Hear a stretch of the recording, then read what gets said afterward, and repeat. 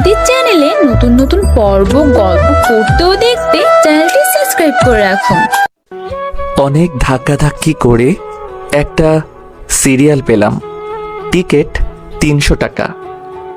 সেজন্য মানুষ অনেক। শুনেছিলাম এই ডাক্তার বলে অনেক ভালো, আবার উনি বলে সপ্তাহে একদিন আসে এখানে, তাই সময় করে চলে আসলাম। অনেকক্ষণ পরে আমার সিরিয়াল আসলো। আমি ডক্টরের চেম্বারে ঢুকলাম।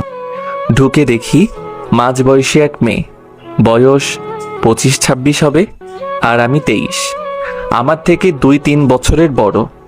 বিয়ের কথা বলতে পারি না, হলেও হতে পারে। ডক্টর একটা বেগুনি রঙের বোরকা পরেছে আর সাথে গোলাপি রঙের স্কার্ট, নেকাব নেই। ডক্টর অসম্ভব সুন্দরী।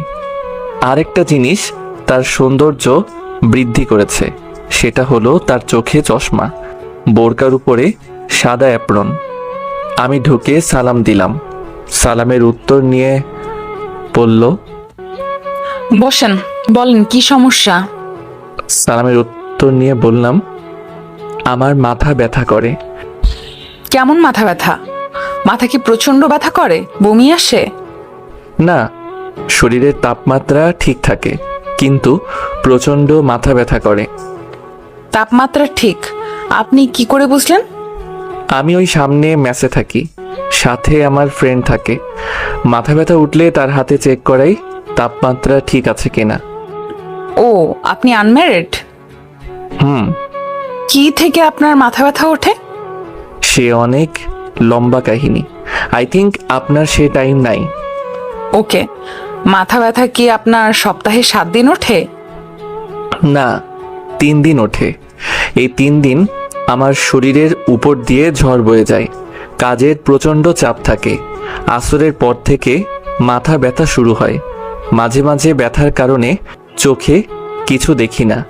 প্লিজ ডক্টর, একটা সলিউশন দেন, না হলে কবে জানি মাথা বাড়ি দিয়ে ফাটিয়ে ফেলি। ওকে। ডক্টর একটা প্রেসক্রিপশনে কতগুলো ওষুধের নাম লিখলো, লেখে নিজের মোবাইল দিয়ে ছবি তুলল। তারপর আমাকে বলল, এই ওষুধগুলো খাবেন। Thanks doctor. আপনার নামটা বললেন না? ঈশান মাহমুদ, অনার্স 3rd ইয়ার। ডক্টর আমাকে তার কার্ড দিয়ে বলল, যদি কোনো প্রয়োজন পড়ে তাহলে কল দিবেন। নাম্বার? কার্ডে আছে। আমি কার্ড দেখলাম। ডক্টরের নাম আনিকা। আমার জন্য এই সুবিধা কেন? আমি আপনার ডক্টর আর আপনি আমার পেশেন্ট। O by. বাইরে এক ফার্মেসি থেকে ওষুধ নিলাম, রুমে আসলাম, এসে শুয়ে রইলাম। একটু পর একটা কোচিং আছে, সেখানে আমি পড়াই। আমি ঈশান মাহমুদ, বাড়ি নরসিংদী, ম্যাচ থাকি ঢাকায়, পরিবারের বড় ছেলে। সেটাই আমার জন্য কাল হয়ে দাঁড়িয়েছে। আমার ছোট 2 বোন, 2 বোনের নাম সামিয়া, সুবর্ণা।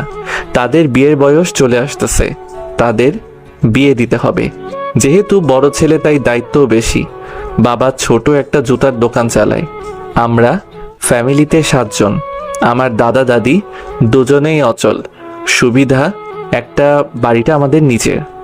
একটা জুতার দোকান থেকে 7 জনের খরচ, আবার বোনদের তাদের পড়ালেখার খরচ।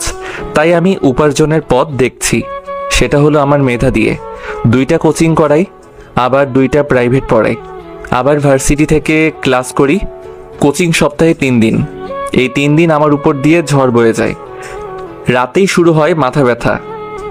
কোথায় এক বাপের এক ছেলে সুখে থাকবো, সেখানে আমার উপর সব দায়িত্ব। 2টা কোচিং, আবার নিজের ক্লাস, তারপর প্রাইভেট। এই 3 দিন আমার মাথা ব্যথা করে।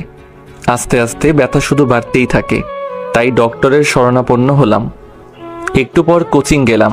কোচিং করিয়ে আসতে রাত হলো। সেদিন আর মাথা ব্যথা উঠে নাই। খাওয়া দাওয়া করে ওষুধ নিলাম হাতে খাবো বলে। এমন সময় মনে পড়ল, আনিকা ডক্টর কেন আমার প্রেসক্রিপশনের ছবি তুলল। সবার প্রেসক্রিপশন কি এভাবে ছবি তুলে কে জানে। আমি ওষুধ খেয়ে দিলাম এক ঘুম। পরের দিন কাজের এত চাপ নাই, তাই এভাবে 1 সপ্তাহ চলে যায়। 2 দিন ওষুধ খেয়ে আর খাই নাই। যেহেতু আর মাথা ব্যথা ওঠে না, ওষুধ খাওয়া হয় না। আমার শনিবারে কাজের চাপ বেশি, শনিবার আবার মাথা ব্যথা উঠছে। এমন মাথা ব্যথা তা বলার বাইরে। তাড়াতাড়ি ওষুধ খেলাম, খেয়ে শুয়ে রইলাম। না, মাথা ব্যথা কমছে না। পাশে থাকা ফাহিমকে বললাম, দোস্ত দেখ তো আমার শরীর গরম কিনা। তুই না ডাক্তার দেখাইলি? চেক কর। ফাহিম আমার হাত ধরে বলল, তোর শরীর একদম ঠান্ডা। ওকে, ওষুধ খাইছি, দেখি কাজ হয় কিনা। নিজে নিজে মাথা হাতাইয়া আরো 1 ঘন্টা পার করলাম। দোস্ত, মাথায় পানি দিব? আমার তো শরীর গরম না, পানি দিলে কি লাভ হবে? আচ্ছা আচ্ছা, তাহলে ঘুমানোর চেষ্টা কর। আমার মাথা ব্যথা আর সহ্য হচ্ছে না। আমি ডাক্তারের কার্ড বের করলাম, ফোন দিলাম। কতক্ষণ রিং হলো। একটু পর বলে ব্যস্ত আছে। আমি আরো 2 বার দিলাম, ব্যস্ত আছে। আরেকবার দিলাম, ওয়েটিং আছে। মেজাজটা গরম হয়ে গেল। ব্যথার কারণে ঘুম আসছে না। আমি আরো 20 মিনিট পর ফোন দিলাম, এবার ধরছে। আসসালামু আলাইকুম। ওয়ালাইকুম সালাম। জি, কে বলছেন? ঈশান মাহমুদ, আপনার পেশেন্ট। কোন ঈশান মাহমুদ? আমি চিনতে পারলাম না। আরে আপনাকে যে বলছিলাম আমি মেসে থাকি। সরি, চিনতে পারলাম না। আপনার সমস্যাটা বলেন। ডক্টর, আপনি আমার প্রেসক্রিপশন লিখে মোবাইল দিয়ে ছবি তুলেছেন।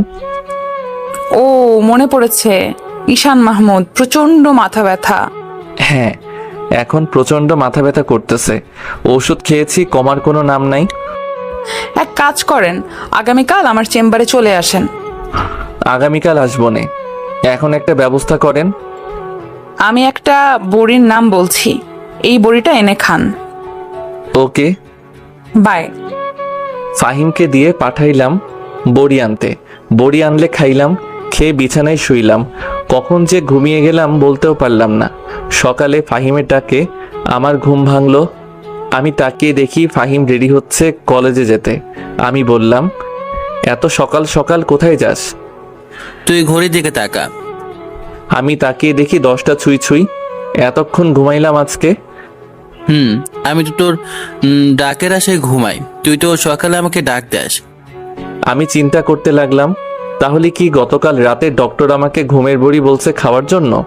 যাই হোক, মাথাটা এখন অনেক ভালো লাগছে। Thanks doctor. আর একটা কথা আমার মাথায় ঘুরপাক খাচ্ছে। ডক্টর আমার প্রেসক্রিপশনের ছবি তুললো কেন?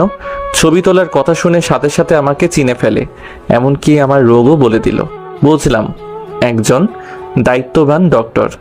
আমিও কলেজে যাব, একটু দাঁড়া। একটু পর রেডি হয়ে কলেজে গেলাম। 1 ক্লাস করে আমি আর ফাহিম ক্যাম্পাসের গাছতলায় এসে বসলাম। বসে দুজনে কথা বলতেছি, এমন সময় মোবাইলে কল আসলো। দেখি বাড়ি থেকে মা। কেমন আছো বাবা? ভালো মা, তুমি কেমন আছো? আব্বার শরীরটা কেমন আছে? ভালো। শোনো না, সামিয়াকে দেখতে আসছিল, তাদের পছন্দ হয়েছে। ছেলে কি করে? ছেলে ব্যবসা করে। তোমাদের ভালো লেগেছে? যৌতুক চায় 5 লাখ।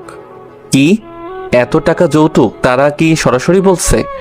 না, তারা এমন ভাবে বলছে যেটাকে যৌতুকই বলে। এখন তোমরা কি চিন্তা করছো? আমরা তো তোর দিকে তাকিয়ে আছি। তুমি রাতের দিকে কল দিও। আচ্ছা। আমি কল কেটে দিয়ে ফাহিমের কাছে এসে বসলাম। আমাকে চিন্তিত দেখে ফাহিম বলল, কি রে দোস্ত, তোকে এরকম চিন্তিত দেখাচ্ছি কেন? সামিয়ার সম্বন্ধ আসছে, যৌতুক চাই 5 লাখ। কস কি? থাক দোস্ত, টেনশন করিস না, সব কিছু ঠিক হয়ে যাবে। বাসায় যাবি? আমার একটা প্রাইভেট আছে। না, আমি একটু লাইব্রেরিতে যাব। ওকে, আমি যাই। আমি উঠে বাসার উদ্দেশ্যে রওনা দিলাম। মনে মনে ভাবছি কি যে করি। 5 লাখ টাকা যৌতুক। সন্ধ্যাবেলা মার কাছে কি বলবো? আমার কাছে এত টাকা নাই। 3 বছর আগে ঢাকায় আসছিলাম। এই 3 বছরে অনেক খেটে খুঁটে 4-5 লাখ টাকা জমাইছি। কি যে করি। বাসায় আসলাম, এসে রেডি হয়ে গেলাম প্রাইভেটে। নিয়ত প্রাইভেট শেষ করে যাব ডক্টরের চেম্বারে। প্রাইভেট শেষ করে গেলাম ডক্টরের চেম্বারে। গিয়ে দেখি এমন ভিড়, সিরিয়াল নিতে গেলাম। চেম্বারে ঢুকলেই 500। আমি গিয়ে পিএসকে বললাম সিরিয়াল দিতে। পিএস বলল, সিরিয়াল শেষ। সিরিয়াল শেষ মানে? আর 20 জন রোগী আছে, তাদেরকে দেখে ম্যাডাম চলে যাবে। তাহলে আমি আগামীকাল। আগামীকাল মানে? আরে ভাই, একটা সিরিয়াল দেন, ম্যাডাম আমাকে চিনে। কিন্তু আমি তো চিনি না। ধুর ভাই, আপনার ভিতর কোনো মানবতাই বলতে কিছুই নেই। ভাই দিলে পরের দিন আমার চাকরি শেষ। আপনার চাকরি শেষ হবে কেন? আমি একদিনে এরকম দয়ামায়া করে একজনকে ম্যাডামের কথায় বাইরে সিরিয়াল দিয়েছিলাম। তারপর আর কি, ম্যাডাম প্রচণ্ড রেগে যায় আর আমার চাকরিটা নট করে দেয়। পরে অনেক মিনতি করে চাকরিটা আবার ঠিক করেছি। শুনেন, ম্যাডাম প্রচণ্ড জেদি, কোনো ভুল হলেই রেগে যায়, তাই আমাদের সাথে সাবধানে থাকতে হয়। সেজন্যই ভাই আমি এত বড় রিস্ক নিতে পারবো না। ইটস ওকে, আগে বুঝিয়ে বলবেন না? এই বলে আমি সেখান থেকে চলে আসলাম আর ভাবতে লাগলাম কি করা যায়।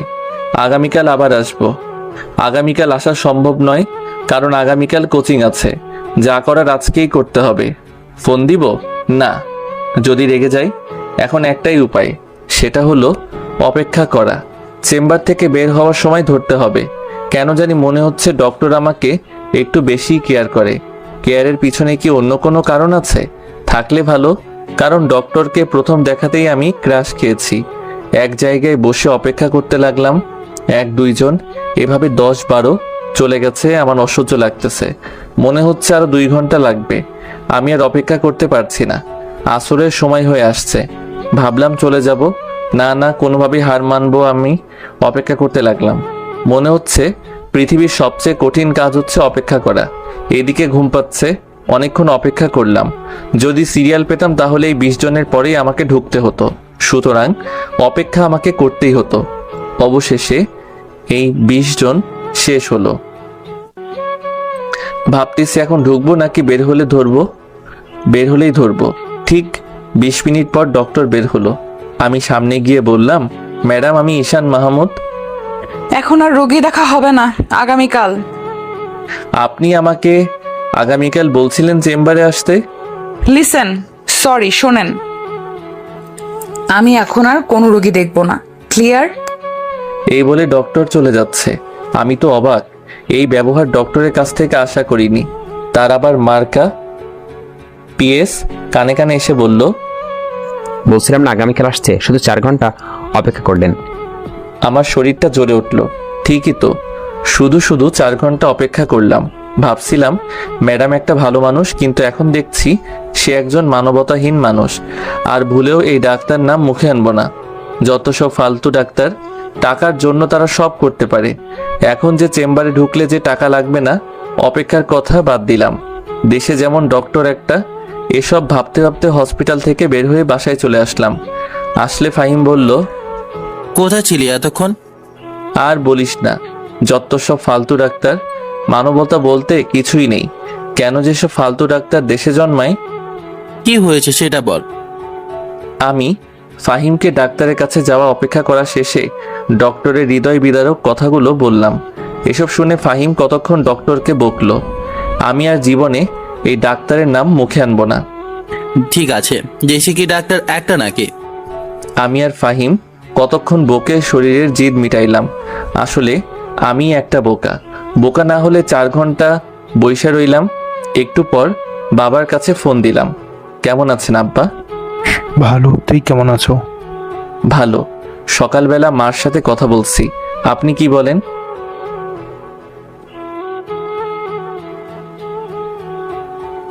আপনি জানেন এখানে খরচ একটু বেশি হয়, আর 5 লাখ টাকা যৌতুক আমাদের জন্য অনেক বেশি হয়ে যায় না? করুণ যাইব। এখন তুই কত দিতে পারবি? আমি 1 লাখ দিতে পারবো। বাকিগুলো? আমি এর চেয়ে বেশি দিতে পারবো না। এতদিন আমি গাধার মতো খেটে খুঁটে যেটুকু জমাইছি সেটুকু দিয়ে দিছি। না পারলে ক্ষেত বিক্রি করেন, আর যৌতুক তো পরে দিলেও চলবে। বিয়ের তারিখ ঠিক করে আমাকে জানায়েন। কল রেখে শুয়ে চিন্তা করতে লাগলাম। যাক, মনটা এখন হালকা লাগছে। একটা উপায় তো বের হলো। বেশি অসুবিধা হলে 1 লাখের জায়গায় 1.5 লাখ দিব নে। এখন আমার প্রয়োজন একটা ঘুম। কিসের ওষুধ খাই তো? ডক্টরের কথা মনে হলেই গা জ্বলে। আমি দিলাম এক ঘুম। মাত্র চোখটা লাগলো কে জানি কল দিল। রিসিভ করে বললাম, আসসালামু আলাইকুম। কে? আগে বলে নাই। সরি, আমি ডক্টর আনিকা। কোন ডক্টর? আনিকা? আমি কোনো আনিকাকে চিনি না। আমি আপনার ডক্টর। শোনেন, আমি কোনো ডাক্তার দেখাইনি, আর আপনাকে আমি চিনি না। বললাম তো সরি। আমি অবাক। ডক্টর আমাকে ফোন দিয়েছে, আবার আমাকে বলে সরি, ভাবতেই অবাক লাগছে। আচ্ছা, আপনি কি আমাকে চিনেন নাই? না। এত তাড়াতাড়ি ভুলে গেলেন? রাতেই না বললাম আমি ঈশান মাহমুদ, মাথা ব্যথা। খেয়াল করিনি, বোঝেনি। একটানা এতক্ষণ রোগী দেখলে মাথা এমনিতেই ঠিক থাকে না, আবার সারাদিনের ক্লান্তি। পরে আমি আপনাকে চিনতে পারি। পরে আমি আমার পিএসকে পাঠিয়ে দেখি আপনি চলে গেছেন। এখন কেন ফোন দিলেন? সরি বলতে, কারণ আমি চাই না আমি কারোর চোখে খারাপ হয়ে থাকতে। তাহলে চলে আসেন আগামীকাল আমার চেম্বারে। আপনি যদি আজকে আমাকে কল না দিয়ে থাকতেন তাহলে আমার চেহারা আর না দেখতেন। এতক্ষণ আপনি আমার কাছে একজন ব্যাড গার্ল এবং একজন ব্যাড ডক্টর ছিলেন। আর এখন একজন গুড ডক্টর এবং গুড গার্লফ্রেন্ড এবং নাইস লেডি। থ্যাঙ্কস, অনেক অনেক থ্যাঙ্কস। ওয়েলকাম। আগামীকাল আসবেন তো? দেখি, আগামীকাল কাজের চাপ অনেক বেশি। বলেন আসবেন, আমি ওয়েট করব। ওকে, আসবো। কয়টায় আসবো? 5টার দিকে। সন্ধ্যার সময় আপনি না চলে যান। আগামীকাল একটা মিটিং আছে। ওকে, বাই। এই বলে ফোন কেটে দিলাম আর দিলাম এক ঘুম। সকালে ঘুম থেকে উঠি কোচিংয়ে গেলাম, কোচিং শেষে গেলাম কলেজে। এইভাবে সারাদিন কাজের চাপে শেষ। 5টার দিকে বাসায় এসে বিছানায় শরীরটা লাগালাম। কি যে ভালো লাগছে, মাথাটা ধরে আসছে, মন চাচ্ছে ঘুমাইতে, কিন্তু না, ডক্টরের কাছে যেতে হবে। উঠে গোসল করলাম, করে রেডি হয়ে চলে গেলাম ডক্টরের চেম্বারে। দরজার সামনে কোনো মানুষ নেই। আমি গিয়ে টোকা দিলাম। ভিতর থেকে বলল। আমি ভিতরে ঢুকে সালাম দিলাম। ওয়ালাইকুম সালাম, বসেন। থ্যাঙ্কস। আজ ডক্টর একটা খয়েরি রঙের বোরকা আর সাদা কালার ওড়না দিয়ে স্কার্ট পরা, নেকআপ নেই। মনে চাই শুধু তাকিয়ে থাকতে। শরীর ঠিক আছে? না। কেমন লাগছে? যে রকম সবসময় লাগে। তাহলে আমি আপনাকে নতুন কয়েকটি ওষুধের নাম বলে লিখে দিচ্ছি, সেগুলো খাবেন। কিন্তু আগেরগুলো? আগের ওষুধগুলোও খাবেন, এগুলোও খাবেন। ওকে। যদি আপনার রোগ ভালো হয়ে যায় তাহলে আপনি কি করবেন? কি করব? আপনাকে মনে মনে অনেক ধন্যবাদ দিব। আমি তো আপনার থেকে ছোট। তাহলে আপনি আমাকে তুমি কিংবা তুই করে বলতে পারেন। বললে আপনি রাগ করবেন না তো? না। থ্যাঙ্কস। আচ্ছা, আপনি এত তাড়াতাড়ি ডক্টর হয়ে গেলেন, সত্যি অবিশ্বাস্য। থ্যাঙ্কস। ওয়েলকাম। আপনার ফেসবুক অ্যাকাউন্ট ঘেটে দেখলাম, আপনার উপর অনেক মেয়ে ক্রাশ। কাউকে লাভ করেন না? না, এখনো সিঙ্গেল। এত সুন্দর একটা ছেলে, তারপরও সিঙ্গেল? আসলে মনের মতো কাউকে পাইনি। আর এভাবে 5-6টা প্রেম করার চেয়ে ভালো না একজনকে মন থেকে ভালোবাসা, যাকে সারা জীবন আগলে রাখবো এই বুকের ভিতর। ঠিক বলছেন। আপনার সম্পর্কে কিছু বলেন। এমন সময় কে জানি ডক্টরের মোবাইলে ফোন দিল। হ্যালো আশিক, কি করো? ঘুরতে আসছো? কার সাথে? বন্ধুদের সাথে? আচ্ছা, ভালো করে চিল করো, আমি চেম্বারে রোগী দেখি। ওকে, বাই বেবি। আমি মনে মনে ভাবছি কে হতে পারে। বন্ধুর সাথে তো এভাবে কথা বলে না কেউ। লাস্টে বেবি বলাতে আমার সব ক্লিয়ার হয়ে যায়। ডক্টরের বয়ফ্রেন্ড, এটাই ছিল আমার কপালে। অনেক দিন পর একটা মেয়ে পছন্দ হয়েছে, তারও বলে বয়ফ্রেন্ড আছে। কে ছিল? বয়ফ্রেন্ড? ও। রাগ করছেন? রাগ করবো কেন? কেন জানি আমার চোখ দিয়ে পানি চলে আসছে। এ কি, তুমি কাঁদছো? না না, কই না তো। ডক্টরের মুখ থেকে তুমি শুনে কলিজায় গিয়ে আঘাত লাগলো। বেশি মাথা ব্যথা করছে? কষ্টের কথা না বলার জন্য মিথ্যা বললাম। আচ্ছা ঠিক আছে। থ্যাঙ্কস। আমি চোখ মুছে কিছুক্ষণ চুপ করে থাকলাম। আমি ডক্টরের চোখের দিকে তাকালাম, ডক্টর আমার চোখের দিকে তাকালো। দুজনের চোখ একসাথে হলো। ডক্টরের চোখ দেখে মনে হচ্ছে ডক্টর আমাকে কি যেন বলছে। সেটা কি আমাকে ভালোবাসার কথা? ডক্টর চোখ নিচে নামাচ্ছে না, এক চোখে আমার দিকে তাকিয়ে আছে। আমি চোখ সরিয়ে বললাম, তো ডক্টর আমি উঠি? আর একটু বসেন, আমিও বের হব। একটু পর দুজন একসাথে হসপিটাল থেকে বের হয়ে আসলাম। একটাও কথা বললাম না, কারণ তার বয়ফ্রেন্ড আছে। সে তার বয়ফ্রেন্ড নিয়ে সুখে থাকুক আর আমি আমার রাস্তা দেখি। দুজনে পাশাপাশি হাঁটছি। আনিকা বলল, আমার সম্পর্কে তো কিছু বলা হয় নাই। আরেকদিন শুনবো। ওকে। আচ্ছা ডক্টর, আপনি আমার বড়, আপনাকে আনিকা আপু বলে ডাকি, রাগ করবেন না? আপু ডাকার দরকার নেই, ডক্টর বলবা। আচ্ছা, আপনার বয়ফ্রেন্ড সম্পর্কে কিছু বলেন। তার নাম আশিক। সে একটা জব করে। তার সাথে দেখা হয়েছিল আমার কানাডায়। আপনি কানাডায় গিয়েছেন, আপনারাই পেরেছেন জীবনে কিছু করতে। থ্যাঙ্কস। তাহলে আমি যাই। বাই। Good bye. আমি একটা রিক্সা ডেকে চলে আসলাম। মনে মনে এটাই বোধহয় ডক্টরের সাথে শেষ দেখা। আমি বাসায় চলে আসি। এসে ফাইমের সাথে কোনো কথা না বলে ঘুমিয়ে পড়ি।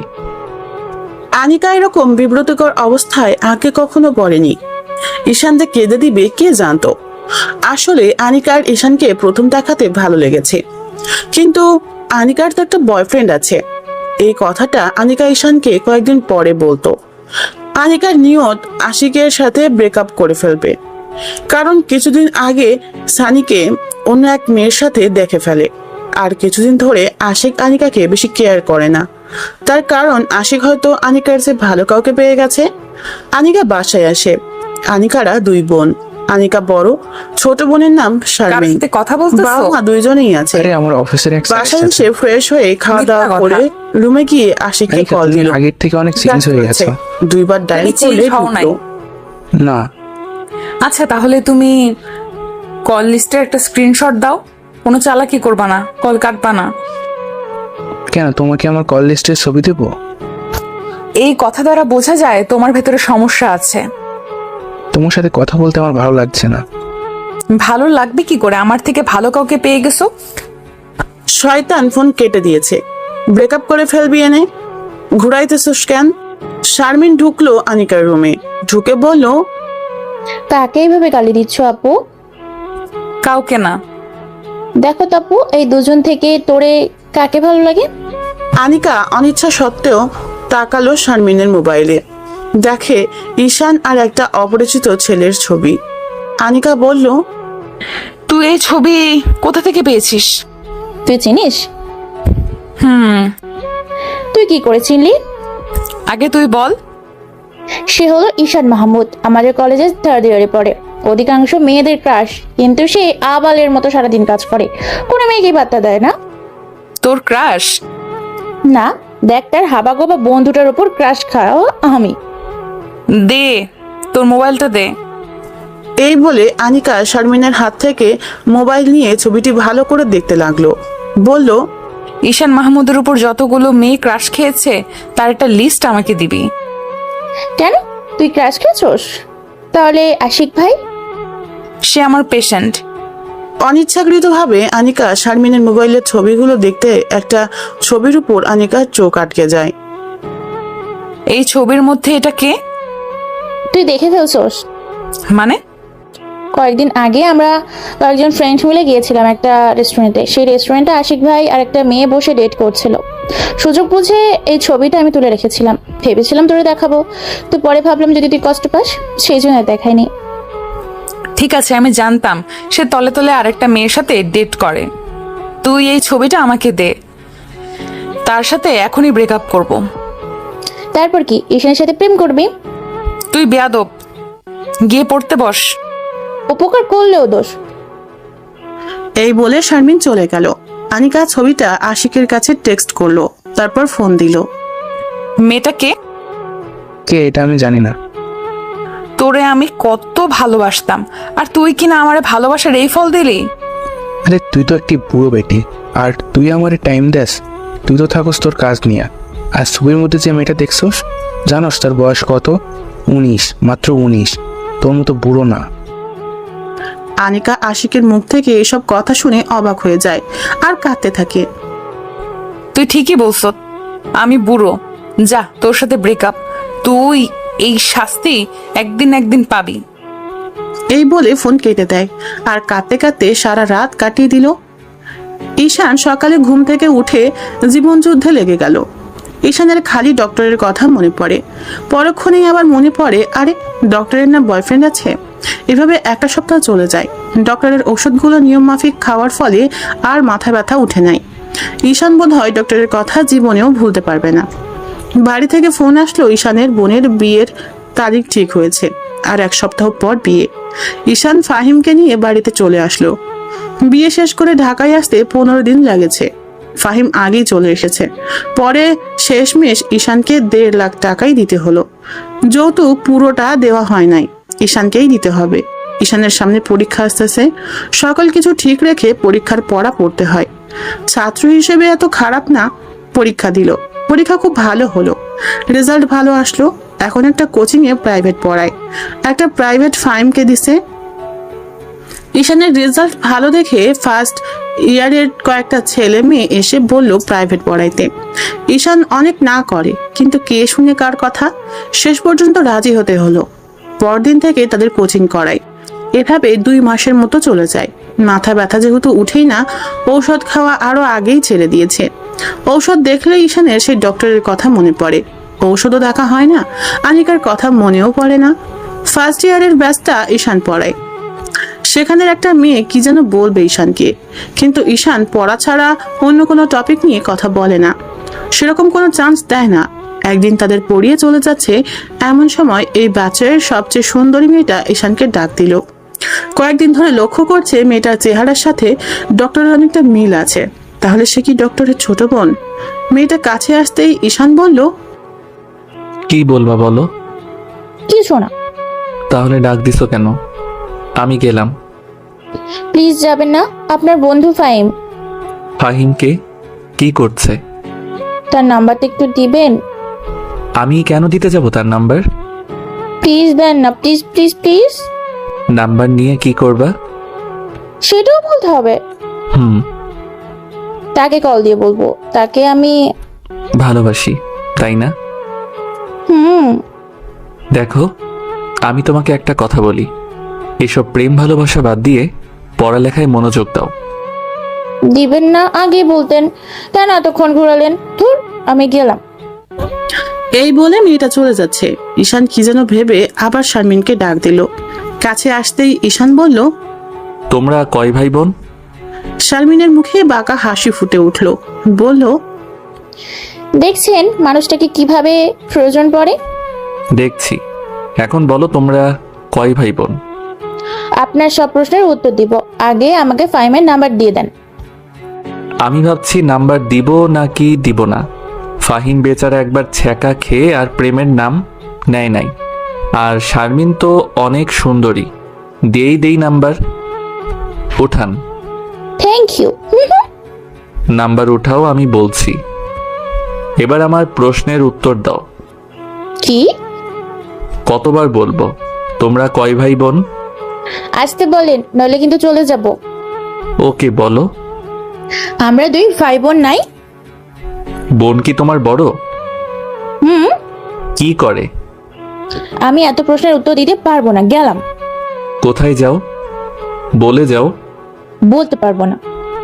তোমাকে ভুল নাম্বার দিয়েছি। ঈশান কথাটা বলল সম্পূর্ণ অনুমানে, কারণ এই সময় ফাহিম ঘুমায়, আর সে ঘুমানোর সময় মোবাইল বালিশের নিচে ফেলে ঘুমায়। তার মানে নেটওয়ার্ক নাই। চালাক মেয়ে কল দিয়েও ফেলেছে। যেটা ভাবছিল সেটাই, কোনো রেসপন্স নেই। শারমিন এসে বলল, আমার বড় বোন ডাক্তারি করে। কোন হসপিটালে? শারমিন হসপিটালের নাম বললে ঈশানের চিনতে কষ্ট হয় নাই এটা যে আনিকার ছোট বোন। শারমিন বলল, এবার সঠিক নাম্বার দেন। এটাই সঠিক নাম্বার, আবার চেষ্টা করো। শারমিন আবার চেষ্টা করে। এবার কল ঢুকে ওপাশ থেকে বলল, আসসালামু আলাইকুম, কে? শারমিন কথা বলতে বলতে চলে গেল। ঈশানের চোখটা গাছতলায় যায়। দেখে 3টা ছেলে তার দিকে আঙ্গুল দিয়ে কি যেন দেখাচ্ছে। ছেলে 3টা সেকেন্ড ইয়ারে পড়ে। ক্যাম্পাসের মধ্যে ফার্স্ট নতুন ইয়ারে ছাত্রছাত্রীদের সাথে র্যাগিং করে। ঈশানের সাথে তেমন চান্স নাই, জানি চট থাপ্পড় গালে পড়বে। তাদের যাওয়া ঈশানের কাছে সুবিধার লাগলো না। কিছু একটা হতে পারে, সাবধান থাকতে হবে। ঈশানের বাসায় যেতে যেতে রাত হয়ে যায়। বাসার পিছন দিয়ে একটা গলি আছে। এই গলিতে তেমন মানুষ থাকে না সন্ধ্যার পর। ঈশান মাত্র গলিতে ঢুকলো, দেখে পিছনে আরো দুজন গলিতে ঢুকছে। তাদের দিকে চোখ যায় ঈশানের, আর চিনতে কষ্ট হলো না যে গাছতলায় বসা তিনজনের মধ্যে দুইজন। ওরা ঈশানের থেকে অনেকখানি দূরে। ঈশান ভাবলো কোনো একটা ঝামেলা হতে পারে। ঈশান হাঁটার গতি বাড়িয়ে দিল। একটু সামনে এগিয়ে দেখে বাকি আরেকজন। ঈশানের বুঝতে কষ্ট হলো না এটা একটা ফাঁদ। ঈশান হাঁটার মধ্যে মোবাইল বের করে ফাহিমকে মেসেজ করলো যত তাড়াতাড়ি সম্ভব বাসার পিছনের গলিটায় আসতে, সমস্যায় পড়েছে। মেসেজটা করে সুবোধ বালকের মতো হেঁটে যাচ্ছে। এমন ভাব ধরলো যেন তাদের দেখে নাই। ভাব ধরাটা বেশিক্ষণ টিকেনি, পিছন থেকে ডাক আসলো। ওই দাঁড়া, তোর সাথে কথা আছে। ঈশান না শোনার ভান করে হেঁটে চলে যাচ্ছে। এই তোরে বলেছিলাম না দাঁড়াতে। ঈশান এবারও না শোনার ভান করে হেঁটে চলেছে। এবার সামনের জন ঈশানের পথ আটকালো আর বলল, তোরে ডাকছে, শুন শোনা। কি বলবি বল। ডাক দিছি, শুনুস নাই কেন? প্রয়োজন মনে করিনি। কি বলবি বল, আমি চলে যাচ্ছি। তোর যাইতে দেরি আছে, তোর সাথে আমাদের অনেক বোঝাপড়া আছে। আমি তোদের কোনো সমস্যা করছি? ক্যাম্পাসের সব সুন্দরী মেয়েরা তোর পিছনে ছুটে, আজ তোর এমন অবস্থা করব যাতে কোনো মেয়ে তোর দিকে তাকাতে লজ্জা পায়। তোর শারমিনের সাথে কি সকালে তার সাথে হাসাহাসি করে কি কথা বলতেছস? একটা কথা ভুলে যাস না, আমি কিন্তু তোদের বড়। এখন চুপচাপ চলে যা, কোনো সমস্যা হবে না। পরে কিন্তু তোদের খবর আছে। তুই কি শারমিনকে পটিয়ে ফেলতেছস নাকি তোর সাথে রুম ডেটের অফার দিতেছস? তুই তো রুম ডেট করতে পারবি না, আমাদের ঠিকানাটা বল, আমরা চলে যাব নে। এই বলে তারা হাসতে লাগলো। ঈশান তিনজনের সাথে একা পারবে না। ফাহিম এখনো দেরি করছে কেন? মেসেজ দেখলে তাড়াতাড়ি আসার কথা। তারা তিনজন থেকে একজন প্যান্টের বেল্ট খুলছে আর একজন একটা ছুরি বের করছে। তারা ঈশানকে তিন দিক দিয়ে ঘিরে ধরছে, তাই দৌড় দেওয়ার কোনো চান্স নেই। ঈশান মায়ের শুরু করে দেয় যতক্ষণ পর্যন্ত ফাহিম না আসে। ছুরিওয়ালা ছেলেটাকে কানের নিচে নরম জায়গায় শরীরের যত শক্তি আছে তত শক্তি নিয়ে আঘাত করলো। তারা হয়তো এমন আঘাত আসবে কল্পনাও করেনি, তাই প্রতিরক্ষা করার কোনো সুযোগই পায়নি। যে জায়গায় আঘাত করছে ঠিক সে জায়গায় গিলে লাগলো। ছেলেটা এক চিৎকার দিয়ে নিচে পড়ে গেল। এটা তিনজনের সাথে পারা সম্ভব না। ফাহিমও আসেনি। তিনজন ঈশানকে এলো পাথারি লাথি মারছে আর বলছে, মার শালারে মার, শালাই কি ঘুষি দিল, গার ভরাইতে পারছি না। কথা বলছে আর মারছে। ঈশান হাত দিয়ে প্রতিরক্ষা করছে। ঈশানের নাক দিয়ে ব্লিডিং হচ্ছে, মুখের কয়েক জায়গায় কেটে গেছে, অনবরত রক্ত পড়ছে। এমন সময় ফাহিম আসলো। ফাহিমের হাতে একটা লাঠি। এই লাঠি দেখে ওরা তিনজন দৌড় আর ফাহিমের দৌড় দেখে। ফাহিম ঈশানের কাছে এসে বলল, সরি দোস্ত, দেরি হয়ে গেছে। আমি ওয়াশরুমে ছিলাম, বের হয়ে দেখি তোর মেসেজ দেখার সাথে সাথে আমি চলে আসি। আমি তোরে কিছু বলছি? দেখ, আমার অনেক ব্লিডিং হচ্ছে, আমাকে কোনো ডক্টরের কাছে নিয়ে যা। আমি তোরে ধরেছি। ফাহিম ঈশানকে ধরে গলি থেকে বের করে রাস্তায় নিয়ে আসে। একটা গাড়ি ডাক দেয়। ঈশান গাড়িতে ওঠে। নাক দিয়ে রক্ত বের হচ্ছে, মুখের কয়েক জায়গায় কেটে গেছে। ছুরি দিয়ে আঘাত করায় পিঠে কয়েক জায়গায় কেটে গেছে, অনেক ব্লিডিং হচ্ছে, তাই ঈশান জ্ঞান হারায়। আনিকা আশিকের সাথে ব্রেকআপ করার পর একা হয়ে গেছে। প্রতি রাতে কেন জানি ঈশানের কথা মনে পড়ে। চেম্বারে ঈশান আর আসে না, কারণ হয়তো ঈশানের রোগ ভালো হয়ে গেছে। আনিকা কোনোভাবেই ঈশানকে ভুলতে পারছে না। আনিকার খালি ঈশানের কান্নার কথাটা মনে পড়ে আর ফুপিয়ে কেঁদে ওঠে। সব সময় আনিকা নিজেকে এই বলে সান্ত্বনা দেয়, ঈশান তুই তো আমার ভালোবাসতি, আমি জানি তুই একদিন আসবি। আসলে যে ঈশানকে কি করবে আনিকা, সেটা আনিকাই জানে। এভাবে আনিকার 2 মাস চলে যায়। ঈশানের কোনো দেখা নাই। বাড়ি থেকে বিয়ের কথা বলছে, ভালো এক সম্বন্ধ আসছে, বলছে বিয়ে করার জন্য। আনিকা এই বাহানা সেই বাহানা দিয়ে দেরি করছে। শেষমেশ আনিকা নিজেই সিদ্ধান্ত নিল নিজেই ঈশানের সাথে দেখা করবে আর নিজের ভালোবাসার কথা বলবে। ওই দিন রাতে আনিকার রুমে শারমিন এসে নাচতে থাকে খুশিতে। এদিকে আনিকা টেনশনে বাঁচে না আর নিজের বোন কিনা নাচে। দিল এক ধমক, শারমিনের মুখটা কালো হয়ে যায়। ধমকের কারণে শারমিন কেঁদে দেয়, কাঁদতে চলে যাচ্ছে আর বলতে লাগলো, আপু তুই না অনেক খারাপ। আমি টেনশনে বাঁচি না, আব্বা আম্মা বিয়ের চাপ দিচ্ছে, আর তুই কিনা খুশিতে নাচস। যা, তোর সাথে আমি আর কথা বলবো না। ব্যাপারটা ছিল ঈশানকে নিয়ে। এই বলে শারমিন সেখান থেকে চলে আসলো। আনিকা ঈশানের নাম শুনে আটকে যায়। ঈশানের ব্যাপারে কি বলবে শারমিন? পরক্ষণেই মনে পড়লো, আরে ঈশান আর শারমিন তো একই কলেজে পড়ে, নিশ্চয়ই কিছু একটা হয়েছে। শারমিন যেহেতু খুশিতে নেচেছে, তাহলে নিশ্চয়ই ভালো খবর। এইসব চিন্তা করে শারমিনকে ডাক দিল। 5-6টা ডাক দিল, শুনেনি, তার মানে অনেক রাগ করছে। আনিকা জানে শারমিনের রাগ ভাঙানো এত সহজ না। আনিকা ভাবতে লাগলো কি করে রাগ ভাঙানো যায়। এখন একটাই উপায়, তার পছন্দের খাবার বানানো। আনিকার যতটুকু মনে পড়ে, শারমিনের পছন্দের খাবার হলো পিৎজা। কিছু করার নেই, পিৎজার অর্ডার দিয়ে দিল। পিৎজা আসলে পিৎজা নিয়ে আনিকা শারমিনের রুমে গেল। গিয়ে দেখে শারমিন শুয়ে আছে। আনিকা গিয়ে শারমিনের সাথে মজা শুরু করলো। বলি, আমার গুলুমুলু আপুটা রাগ করেছে। কোথায় রাগ করেছে, গালে নাকি মুখে? দেখ তোর জন্য কি আনছি। যা, তোর সাথে কোনো কথা নেই। ওকে, তাহলে পিৎজাটা আমি একাই খাই। কি, তুই পিৎজা আনছোস? শোয়া থেকে উঠে বসলো। দে আপু দে। তোর রাগ ভাঙছে? তারপর দুই বোন মিলে পিৎজা খেতে লাগলো। আনিকা জিজ্ঞেস করলো, ঈশানের ব্যাপারে কি যেন বলছিলি?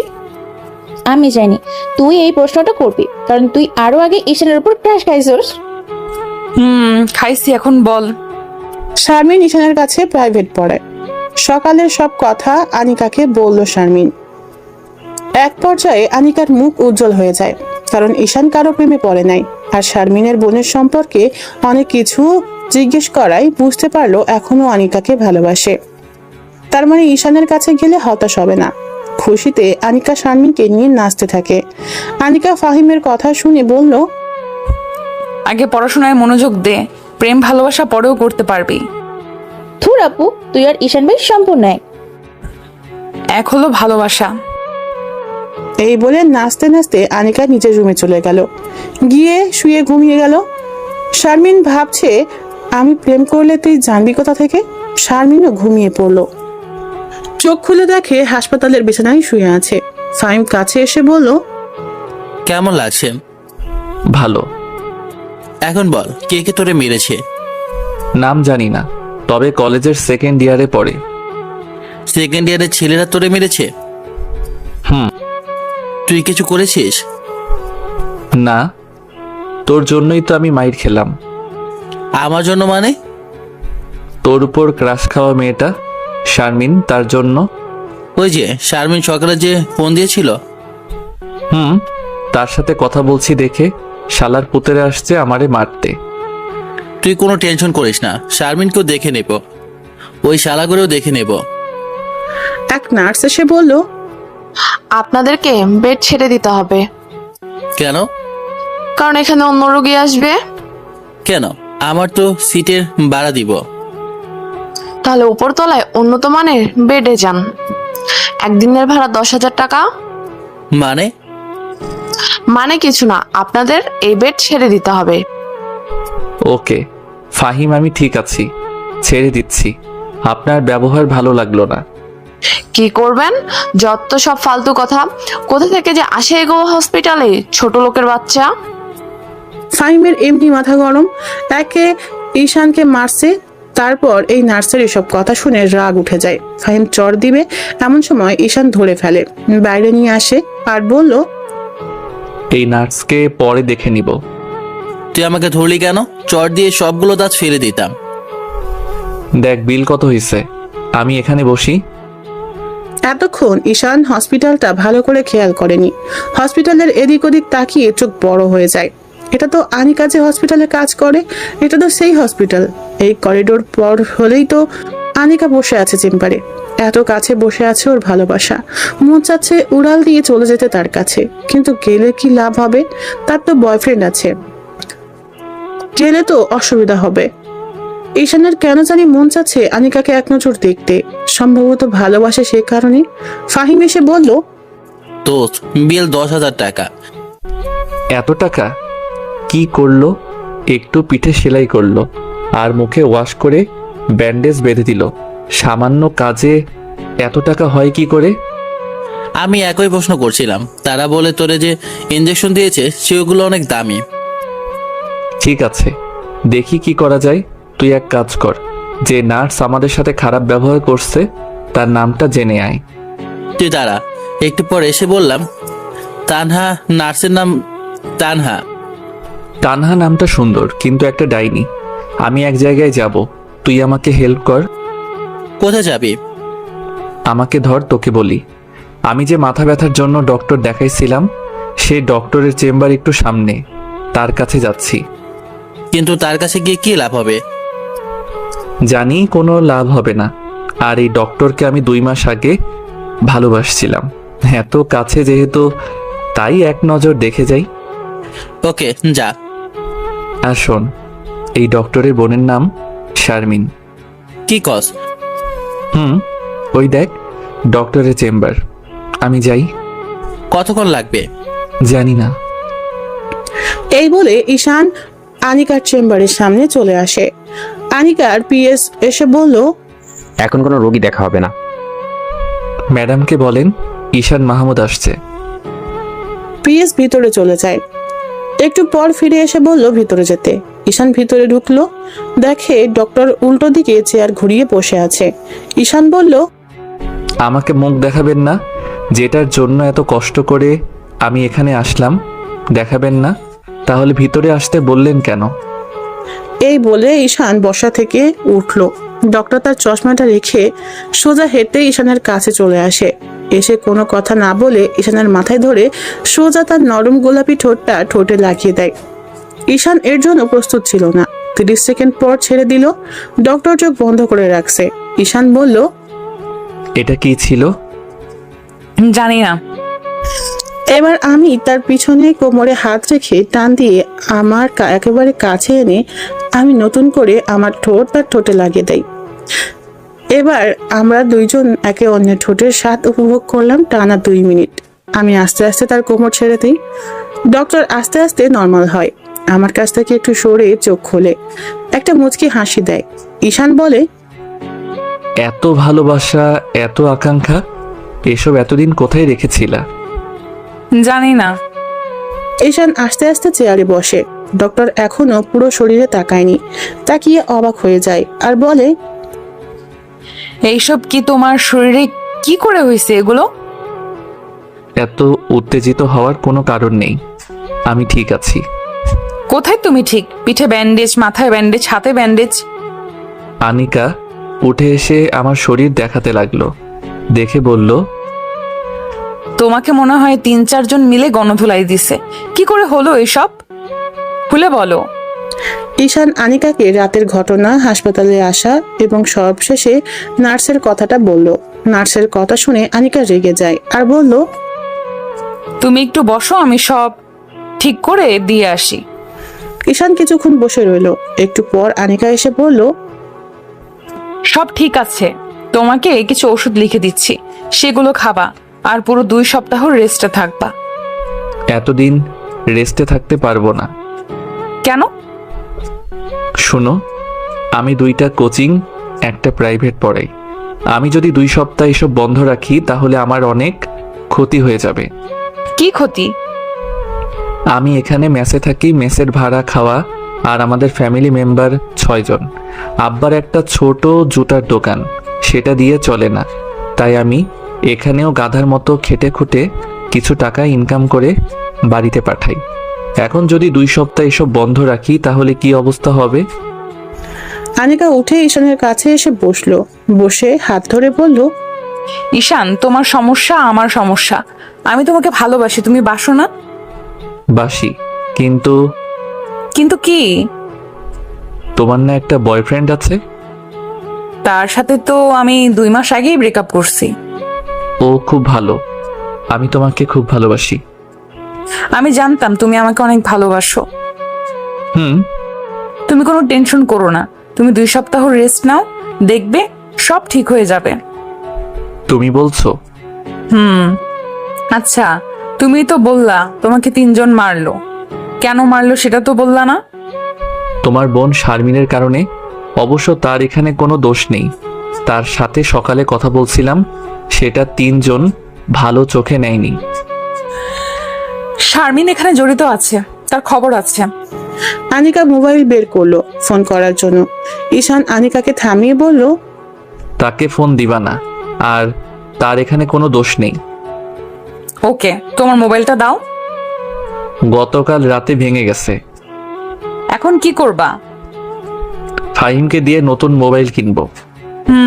জানো আমার এখন কি মন চাচ্ছে? কি মন চাচ্ছে? এখানে তোমার সাথে বসে সারা দিন কথা বলতে।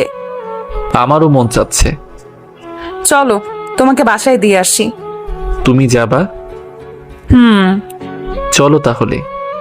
আর শোনো, তোমার আর কোনো বিল দিতে হবে না। ঈশান উঠে আস্তে আস্তে বের হচ্ছে। এমন সময় আবার আনিকা ঈশানকে পিছন থেকে জড়িয়ে ধরে বলল, আমি তোমাকে অনেক ভালোবাসি ঈশান, আমি তোমাকে অনেক ভালোবাসি। তুমি আমাকে ছেড়ে চলে যাবে?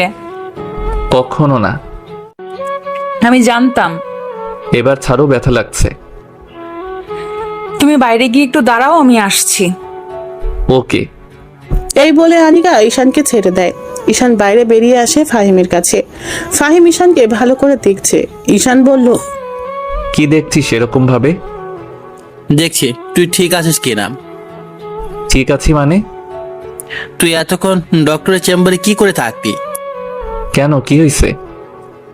আর বলিস না, তুই ভেতরে যাওয়ার একটু পর ডক্টর বেরিয়ে আসলো, এসে নার্সকে ডেকে আনলো, এনে দিল এক ধমক যে কেউ ভয় পেয়ে যাবে। তারপর আমাকে ডাকলো এবং আমার কাছে মাপ চাওয়ালো। পরে রিসেপশনে গিয়ে কি যেন বললো, তারপর আবার চেম্বারে ঢুকে গেল। এতক্ষণ পুরো হসপিটাল নিস্তব্ধ ছিল। ডক্টর অনেক জেদি, কিন্তু তার এরকম করা ঠিক হয়নি। বিল দিতে হবে না। না, ডক্টর আমাদের সাথে বাসায় যাবে। এই ডক্টর? না দোষ, না দোষ। আরে টেনশন করিস কেন, আমি আছি না। তোরা দুজন প্রেম করস? আল্লাহ জানে তুই এই মেয়েরই কেমনে কন্ট্রোল করবি। ওই দেখ সে আসছে, চুপ। আনিকা মুখে মেকআপ ছাড়াই এসেছে। এটা দেখে কেন জানি ঈশানের একটুও ভালো লাগলো না। বলল, চলো। নিচে গিয়ে দেখে আনিকার পার্সোনাল গাড়ি আছে। গাড়ির ড্রাইভার একজন ইয়াং বয়সের ছেলে। এটাও ঈশানের কাছে ভালো লাগলো না। যাই হোক, গাড়িতে বসলো। ঈশানের পাশে আনিকা বসলো। এতক্ষণ হাঁটার পর ঈশানকে ক্লান্তি ঘিরে ধরলো। ঈশান গাড়ির সিটে বসে মাথাটা এলিয়ে দিল। গাড়ির মধ্যে ঘুমিয়ে গেল। চোখ খুলে দেখে আনিকা ডাকছে। ফাহিম বলল, দোষ, বাসা চলে এসেছি। নামার সময় আনিকা ঈশানকে হেল্প করলো। আস্তে আস্তে হেঁটে রুমে আসলো, গিয়ে বিছানায় শুইল। ঈশানের পাশে আনিকা বসলো। ওদের দেখে ফাহিম বাইরে চলে যায়। এটা তোমার জন্য। কি? মোবাইল। তোমাকে কে বলছে মোবাইল কিনতে? কেউ না। তাহলে কেন কিনলে? ভালোবাসি বলে। এখানে আমার আর কিছু বলার নেই। আনিকা আমাকে ভালোবাসি বলে কিনে দিল, এখানে ফিরিয়ে দেওয়ার কোনো মানে হয় না। ঠিক আছে। আর শোনো, আমি তোমাকে ওষুধ খাওয়ার সময় হলে কল দিব। তোমার এত কষ্ট করতে হবে না, তুমি বলে যাও। না, আমি তোমাকে কল দিব। ওকে। ঈশান আনিকার স্কার্ট ধরে নেকাবের মতো করে বলল, তোমাকে নেকাব অবস্থায় বেশি সুন্দরী লাগে। সত্যি? আনিকা সুন্দর করে নেকাব পরে বলে, এবার ঠিক আছে? তাহলে আমি যাই। যাও। এই বলে আনিকা চলে যায়। আনিকা চলে গেলে ফাহিম এসে বলল, সব ঠিকঠাক তো? এখন বল, 3 ছেলের কি করবি? তুই আগামীকাল গিয়ে 3টারে খুঁজে বের করবি, তারপর কলেজের ভিপিরে সব বলবি, দেখ তারা কি করে। আর আগামীকাল গিয়ে ফার্স্ট ইয়ারের যে ব্যাচটা আমি পড়াই তাদের বলবি 2 সপ্তাহ তাদের বন্ধ। অথবা শারমিন ফোন দিলে শারমিনকে বলতে পারিস। ওকে। ঈশানকে সব ক্লান্তি এসে ঘিরে ধরলো। দিল এক ঘুমে বিকালে উঠে ফ্রেশ হয়ে খাওয়া দাওয়া করলো। তারপর আনিকার কাছে কল দিল। সাথে সাথে রিসিভ করে বলল, ঘুম হয়েছে? আনিকা ঈশানকে ঔষধের নাম বলল, সেগুলো খেয়ে নিল। এভাবে প্রতিদিন Anika time to time call দিয়ে ওষুধ খাওয়াতো। একদিন কি এক বেলাও মিস হয়নি। আনিকার প্রতি ঈশানের ভালোবাসা বাড়তে থাকে। টাইম টু টাইম ঔষধ খাওয়ার পর 10 দিনে সম্পূর্ণ সুস্থ হয়ে গেল। এই কয়েকদিনে আনিকা ঈশানকে 5 বার এসে দেখে গেছে। ঈশান আবার আগের মতো কোচিং প্রাইভেটে পড়াতে শুরু করে। ঈশানকে যে ছেলেগুলো মারলো তাদের বিচার হয়েছে। ভিপিরে বলার পর ভিপি চড় থাপ্পড় দিয়ে মেলাই দিল। এতে ঈশানের শরীরের রাগও কমলো না, ফাহিমেরও না। তাই ঈশানদের ব্যাচের কয়েকজনকে নিয়ে রাতের বেলা 3টারে ইচ্ছে মতো গণধোলাই দিয়েছে। সবাই মুখোশ পরা ছিল, তাই কে মারলো কেউ কিছু বলতেও পারলো না। এর মধ্যে ঈশানের বাড়ি থেকে মৃত্যু সংবাদ আসলো, দাদা মারা গেছে। সংবাদ আসলো রাতে, তাই ঈশান ঠিক করেছে রাতেই বাড়ি যাবে। আনিকাকে কল দিল। আসসালামু আলাইকুম, কি করো? কিছু না, শুয়ে আছি। আমার দাদা মারা গেছে, আমি গ্রামের বাড়ি যাচ্ছি। ইন্না লিল্লাহি ওয়া ইন্না ইলাইহি রাজিউন। কেঁদো না, মানুষকে তো একদিন মরতেই হবে। হুম। তুমি এখন কোথায় আছো? বাসায় রেডি হচ্ছি। ফাহিম যাবে আমার সাথে। তুমি একটু ওয়েট করো, আমি আসছি। তোমার আশা লাগবে না, আমি তোমাকে পরে ফোন দিব। ঈশান, তুমি একটু দাঁড়াও, আমি আসছি। এই বলে আনিকা ফোন কেটে দিল। ঈশান আর ফাহিম রাস্তায় গিয়ে অপেক্ষা করতে লাগলো। একটু পর আনিকার গাড়ি আসলো। আনিকা গাড়ি থেকে নেমে এসে ঈশানকে জড়িয়ে ধরলো। ঈশানও জড়িয়ে ধরলো। আনিকা বোরকা পরে নাই, স্ক্রাফও বাঁধে নাই, ওড়না পেঁচিয়ে চলে আসছে। ফাহিম আনিকাকে এই অবস্থায় দেখে সাথে সাথে মুখ ঘুরিয়ে নেয়। আনিকার এই কাজটা ঈশানের একটু ভালো লাগে নাই। ভাবলো পরে এই বিষয়ে কথা বলবে। ঈশান ছেড়ে দিয়ে বলল, তুমি কোনো টেনশন করো না। তুমি কতদিন থাকবা? জানি না। ওকে, তাহলে কিন্তু কল দিবা। ওকে, তাহলে যাই। হুম। আনিকা গাড়িতে উঠে চলে গেল। ঈশান আর ফাহিম বাড়িতে আসলো। সেখানে সব করে আসতে 2 দিন সময় লাগলো। ঈশান এসে আগের মতো প্রাইভেট কোচিং শুরু করে। এইদিকে ফাহিম আর শারমিনের মধ্যে ভালোই চলছে, কিন্তু ফাহিম সবসময় বিষণ্ণ হয়ে থাকতো শারমিনকে হারানোর ভয়ে। এদিকে ঈশান আর আনিকা ভালোই আছে। এভাবে 1 মাস চলে যায়। 1 মাসের মাথায় ঈশানের প্রচন্ড মাথা ব্যথা উঠে, কারণ আজকে শরীরের উপর দিয়ে বেশি পরিশ্রম গেছে, তাই মাথা ব্যথা উঠেছে। তখন বিকাল 5টা। ঈশান একটা কোচিং করা ছিল। এমন সময় আনিকা সোজা ভিডিও কল দিল। ঈশান বাইরে বের হয়ে রিসিভ করলো। তোমাকে এমন দেখাচ্ছে কেন? প্রচন্ড মাথা ব্যথা করছে। কোথায় তুমি? কলেজে। শোনো, আমি কলেজের আশেপাশেই আছি। তোমাকে আমি একটা রেস্টুরেন্টের ঠিকানা দিচ্ছি, যত তাড়াতাড়ি সম্ভব চলে আসো। Okay, love you. Love you too. Ishan coaching ছুটি দিয়ে রেস্টুরেন্টে চলে গেল। গিয়ে দেখে আনিকা এখনো আসেনি। ঈশান একটা সিটে বসে অপেক্ষা করতে লাগলো। একটু পর দেখলো আনিকা আসলো। ঈশানের আনিকাকে দেখেই রাগ উঠে যায়, কারণ আনিকার মুখে নাই কোনো নিকাব আর টাইট একটা বোরখা পড়েছে, যা দেখে ঈশানের পুরো মেজাজ গরম হয়ে যায়। ঈশান নিজেকে কন্ট্রোল করে হাসি মুখ নিয়ে বলল, আসছো তুমি? হুম। তোমার কি আগের সমস্যা? হুম। ঈশান টেবিলে মাথা দিয়ে মাথা নিচু করে বসে রইল। তার ভালো লাগছে না, কারণ আনিকা তার কথা শুনছে না। আনিকা বলল, তোমার সিটি স্ক্যান করাতে হবে। এই বলে আনিকা ঈশানের মাথাটা হাতিয়ে দিচ্ছে। ঈশানের খুব ভালো লাগছে। এভাবে 10 মিনিট মাথা হাতাইয়ে দিল। ঈশানের এখন অনেক ভালো লাগছে। ইচ্ছে করে প্রশংসা করলো না, কারণ সে তার কথা শুনেনি। আনিকা বলল, ভালো লাগছে? হুম। আনিকা উঠে এসে ঈশানের পাশে বসে মাথা হাতিয়ে দিচ্ছে। এভাবে আরো 10 মিনিট মাথা হাতিয়ে দিল। ঈশান মাথা উঠিয়ে বলল, মাথা ব্যথা অনেকটা কমে গেছে। দাও, আর একটু মাথাটা হাতিয়ে দেই, ভালো লাগবে। না, আপাতত চলবে। ওকে।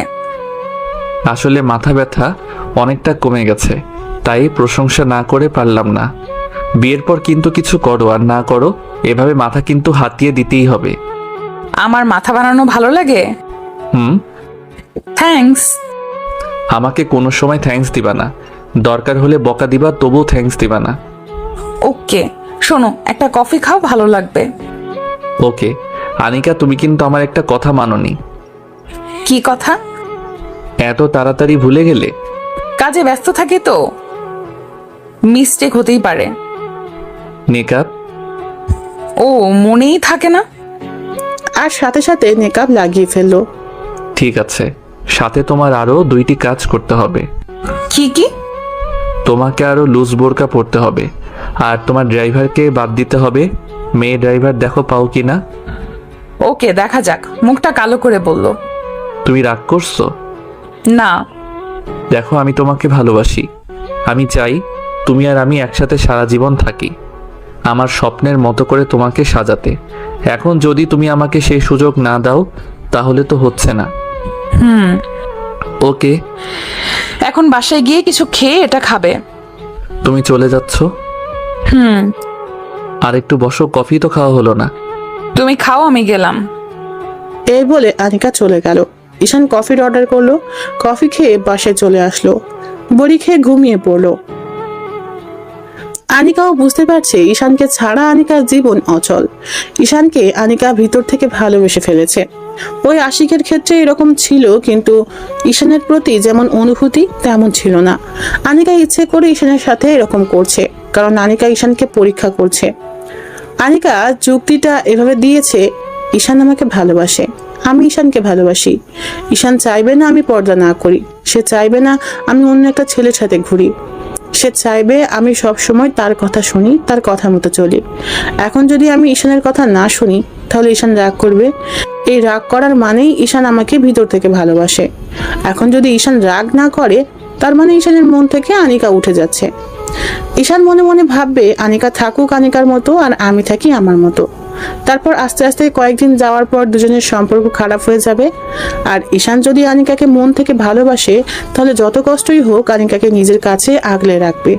এখন যদি নিজেকে কঠোর হতে হয় তাহলে ঈশান তাই করবে। এভাবে আনিকা যুক্তি দিল ঈশানকে পরীক্ষা করার জন্য, কারণ আনিকা চায় না আশিকের মতো ঈশানকে হারাতে। ঈশানের সামনে গেলে আনিকা ইচ্ছে করে নিকাব খুলে যায়। অন্য যে কোনো সময় আনিকা নিকাব পরে থাকে। আর আনিকা নতুন ড্রাইভার দেখে ফেলেছে, আর কয়েকটা লুজ বোরকা যেগুলো ঈশানের ভালো লাগে সেগুলো কিনে রাখছে।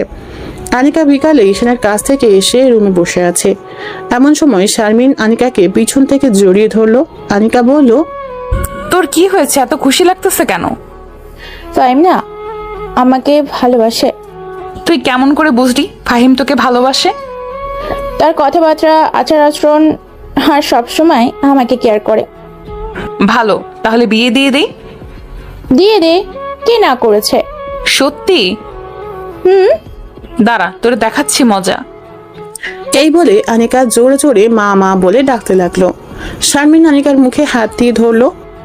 আপু ডাকিস না, আমাকে ডাকিস না। ওকে, আর ডাকবো না। এখন মুখ ছাড়। দোয়া কর আগে ঈশানের সাথে আমার বিয়ে হোক, তারপর তুই যাকে বলবি তার সাথে বিয়ে দিয়ে দিব। সত্যি? এমন সময় আনিকার মা ঘরে প্রবেশ করলো। প্রবেশ করে বলল, শারমিন, তুই একটু ঘরে যা তো, অনিকার সাথে আমার কথা আছে। আমি শুনি। না, ঘরে যা। শারমিন চলে যায়। মা, তুই কি বিয়ে করবি না? করব। তাহলে তুই কিছু বলছিস না কেন? কি বলতাম? দেখ, তোর জন্য এখন অনেক সম্বন্ধ আসছে, আর কয়েকদিন পর কি এমন সম্বন্ধ আসবে। দেখ মা, সামনে শুক্রবার তোকে দেখতে আসবে, না করিস না। কিন্তু মা, আমার একজন পছন্দের মানুষ আছে। তাহলে তো সেটা খুশির খবর। ছেলেটাকে? শারমিনের কলেজের 3rd ইয়ারে পড়ে। তাহলে ছেলেটাকে একদিন বাড়ি নিয়ে আস। ওকে মা। আনিকার মা চলে যায়। আনিকার মা চলে গেলে শারমিন আবার আনিকার কাছে এসে বলল, আপু, মা কি বলো রে? বললো ঈশানকে বাড়িতে নিয়ে আসতে। তাহলে আপু তোদের বিয়ে হচ্ছে? না রে, এখনো বলতে পারি না। দোয়া কর যাতে বিয়েটা হয়ে যায়। ঈশানের বাড়ি থেকে কি হ্যাঁ বলেছে? তুই কি তার বাবা মায়ের সাথে দেখা করেছিস? না, এই বিষয়ে তোর সাথে কথা বলবো। আপু, তুই আমার একটা উপকার করবি। কি উপকার? তুই ঈশান ভাইকে জিজ্ঞেস করবি ফাহিম আমাকে মন থেকে ভালোবাসে কিনা। ওকে, জিজ্ঞেস করব। তাহলে আমি যাই। ওকে, যা। আনিকা শুয়ে শুয়ে ভাবছে ঈশান এখনো কল দিচ্ছে না কেন। প্রতিদিন তো এই সময় কল দেয়, তাহলে কি ঈশান রাগ করেছে? এত তাড়াতাড়ি তো রাগ করার কথা না। আনিকা নিজেই কল দিল, ধরছে না। 3 নাম্বার বার দেয়াই ধরলো। ফোন ওঠাতে দেরি হলো কেন? তুমি যেই বড়ি দিয়েছিলা সেটা খেয়ে ঘুমিয়ে গিয়েছিলাম। এত তাড়াতাড়ি? হুম। আগামীকাল তো আমরা দুজন অবসর। চলো না আমরা দুজন ঘুরতে যাই। কোথায়? কাল দেখা করলে জায়গা সিলেক্ট করব। ওকে। ওকে, তাহলে আগামীকাল সকালে দেখা হচ্ছে। ওকে, এখন রাখি, অনেক ঘুম পাচ্ছে। Love you. এই বলে আনিকা ফোন রেখে দিল। আনিকা ভাবছে কোনো ভুল করছে না তো সে। আনিকা আবার আগের মতো টাইট বোরকা আর মেকআপ না পরে ঈশানের সামনে যাবে এবং দেখবে ঈশানের প্রতিক্রিয়া কি আসে। ঈশান সকালে ঘুম থেকে উঠে অনেক দেরিতে উঠে দেখে ফাহিম ওয়াশরুমে। আনিকা রাতে কি জানি বলেছিল মনে পড়ছে না, পরে মনে পড়ছে কোথায় জানি ঘুরতে যাবে, কিন্তু কয়টায় যাবে এটা মনে পড়ছে না। ফাহিম ওয়াশরুম থেকে আসলে ঈশান বলল, দোস্ত, শারমিনের সাথে কেমন চলছে? রাতে কি স্বপ্নে শারমিনকে দেখছস? ঘুম থেকে উঠে শারমিনের কথা জিজ্ঞেস করতেছস? আরে না। ভালো। এখন কেমন জানি তার একটা মায়া কাজ করে, মন চায় খালি তার মুখটা দেখতে ইচ্ছে করে। এটাই ভালোবাসা। বাড়ি থেকে না বিয়ের জন্য বলছে, কি করব? শারমিনের কথা বলে দে, কিন্তু এখন না। দেখ, ফাহিম আনিকার বয়স কিন্তু বেশি, আগে তার বিয়ে হোক, তারপর। বুঝছি, ওকে। শোন, শারমিন মেয়েটা কিন্তু অনেক ভালো, তাকে আবার আগেরটার মতো হারিয়ে ফেলিস না। যদি চলে যায়? যতটা সম্ভব তাকে বেশি সময় দিবি। ওকে। ঈশানের মোবাইলে কল আসলো, দেখে বাড়ি থেকে ফোন আসছে। রিসিভ করে বলল, হ্যালো মা, কেমন আছো? ভালো, তুই কেমন আছস? ভালো। তোর জন্য একটা খুশির খবর আছে। কি খুশির খবর? তোকে না মেয়ের বাড়ি থেকে দেখতে আসছে। মানে হলো তোর বাবার বন্ধু যে আব্দুল ভাই, তার একমাত্র মেয়ে তোকে পছন্দ করেছে। তার বাবা এবং তার মা গতকাল আমাদের বাড়িতে আসছে, এসে সব দেখে গেছে। তাদের তোকে পছন্দ হয়েছে এবং বাড়ি ঘরও, আর তোর বাপের আর আমার মেয়েকে অনেক ভালো লেগেছে। ঈশানের মাথায় আকাশ ভেঙে পড়লো। এসব কি বলছে? না না, এই মেয়েকে চেনে না জানে না বিয়ে ঠিক করে ফেলছে। আর এদিকে ঈশান আনিকাকে নিয়ে ঘর সংসার করার স্বপ্ন দেখছে। ঈশান বলল, দেখো মা, তোমাকে আমি পরিষ্কার করে বলে দেই, আমার ঢাকায় একজন মেয়ে পছন্দ আছে, আর বিয়ে করলে আমি তাকেই করব। কিন্তু আমাকে তো বললি না। এই যে এখন বললাম। তোর বাপ যে বলেছে বিয়ে দিলে তোকে এই মেয়ের সাথেই বিয়ে দিবে। সেটা বাবার চিন্তা ভাবনা, আর কিছুদিন পর আমি বললে তোমরা ঢাকায় এসে মেয়েকে দেখে যাবে, বিয়ের তারিখ ঠিক করে যাবা। তাহলে কি এই মেয়েকে না করে দিব? ডাইরেক্ট না করে দাও। আর একটু চিন্তা ভাবনা করে দেখ, মেয়ের বাবা সচ্চায় 5 লক্ষ টাকা যৌতুক দিতে রাজি হয়ে আছে। যৌতুক টৌতুক আমি বুঝি না, না করে দাও। এই বলে ফোন কেটে দিল ঈশান। আর ভাবছে, আগামীকালকের আনিকার ব্যবহার এরকম যদি প্রতিদিন হয় তাহলে তো হবে না, না হলে নাই। আনিকাকে ভালোবাসি, আনিকাকেই বিয়ে করব, দরকার হলে তাকে কিডন্যাপ করব। ঈশানের এরকম রাগি রাগি দেখে ফাহিম বলল, দোষ, কি হয়েছে? কোনো সমস্যা? না রে, বাড়ি থেকে আমার জন্য মেয়ে রেডি করে রাখছে, তাই আমি না করলাম।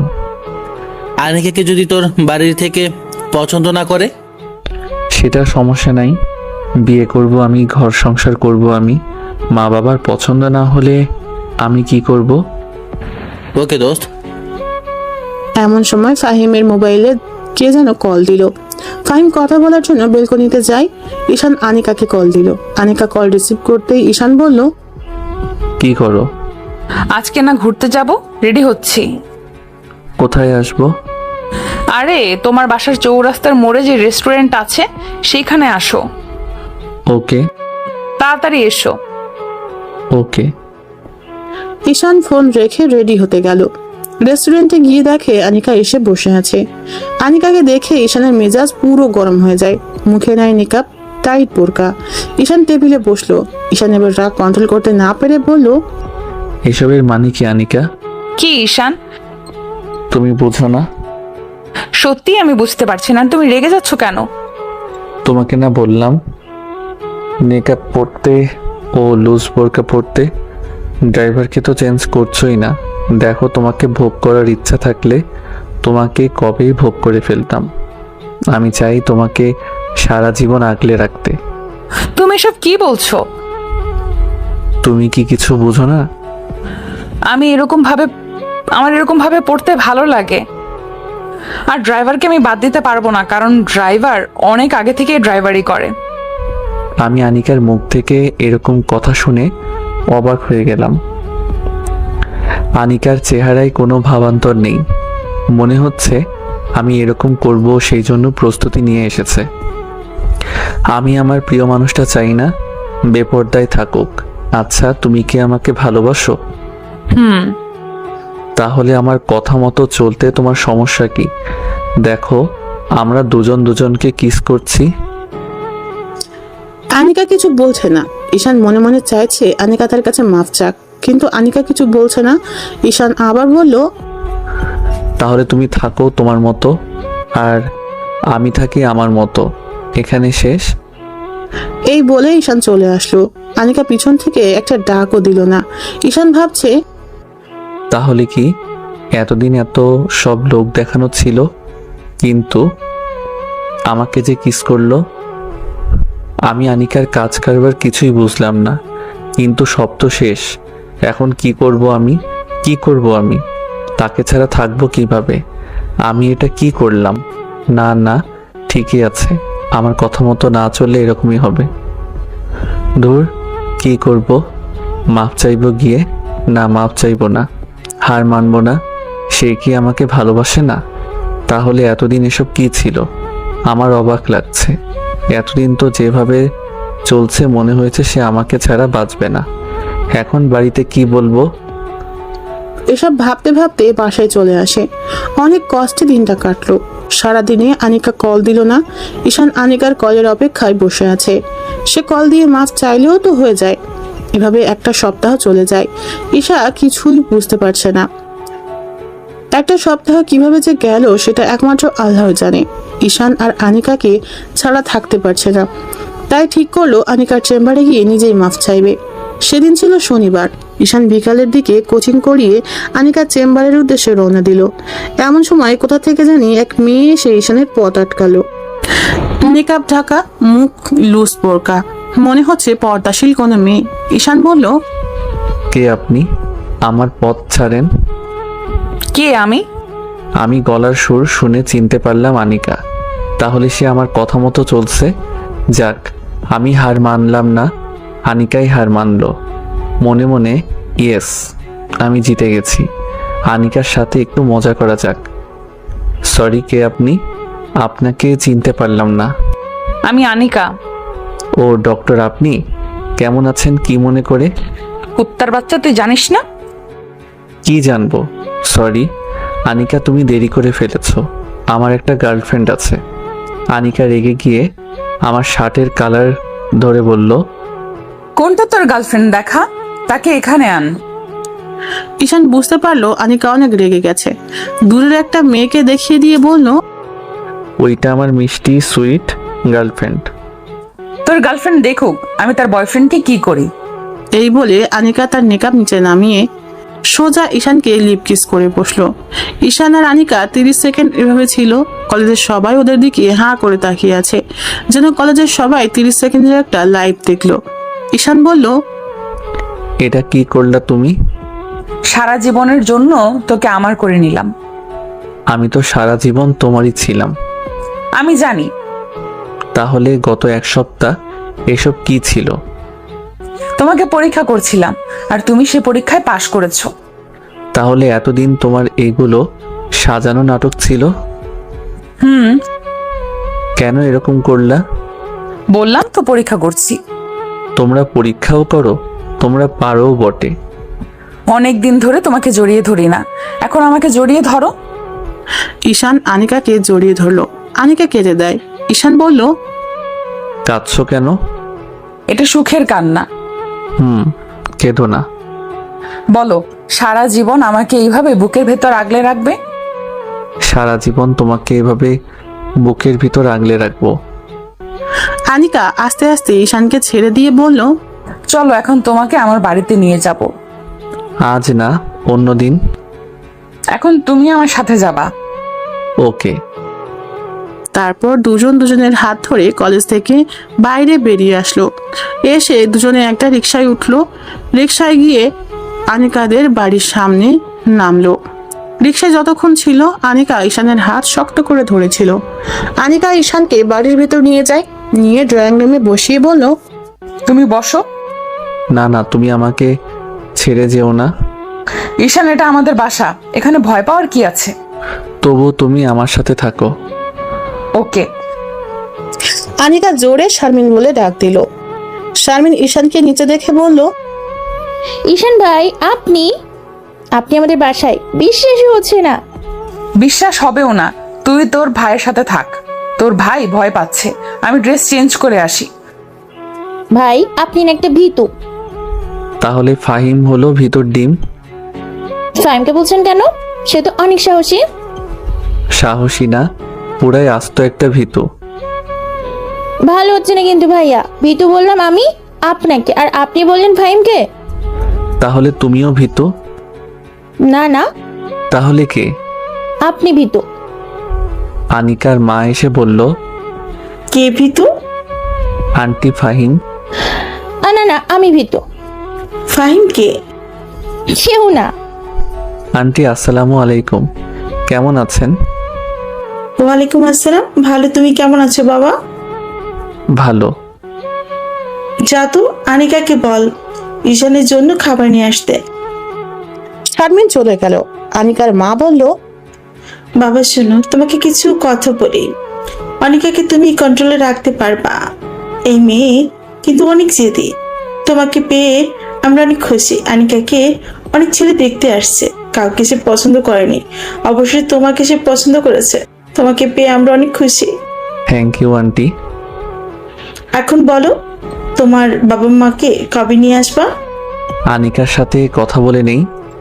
ওকে। তোমার আঙ্কেল বাইরে গেছে। তোমার বাবা কি করে? ছোট একটা জুতার দোকান চালাই। তুমি কি করো? পড়ালেখা। তুমি তাকে এখন বিয়ে করতে চাইছ? সেটা আনিকার উপর নির্ভর করছে। এখন সে যখন বলে, সে যদি এখন করে তাহলে আমার সমস্যা নাই, আর যদি বলে আরো 2 বছর পর, সেটাও সমস্যা নাই। তোমার কথা আমার ভালো লাগলো। Thank you aunty. আনিকা খাবার নিয়ে আসলো। আনিকা নতুন কাপড় পরলো। সে যে কাপড় পরুক না কেন, আনিকাকে অনেক সুন্দরী দেখায়। আনিকা ঈশানের সামনে খাবার দিল। আনিকার মা বলল, তাহলে তারা দুজন সিদ্ধান্ত নেয় কি করবে। ওকে, তুমি যাও। তোমাকে তো দারুণ সুন্দরী দেখাচ্ছে। সত্যি তোমার এই ড্রেসে ভালো লাগছে। তুমি যেই ড্রেস পরো না কেন, সবই আমার কাছে ভালো লাগে।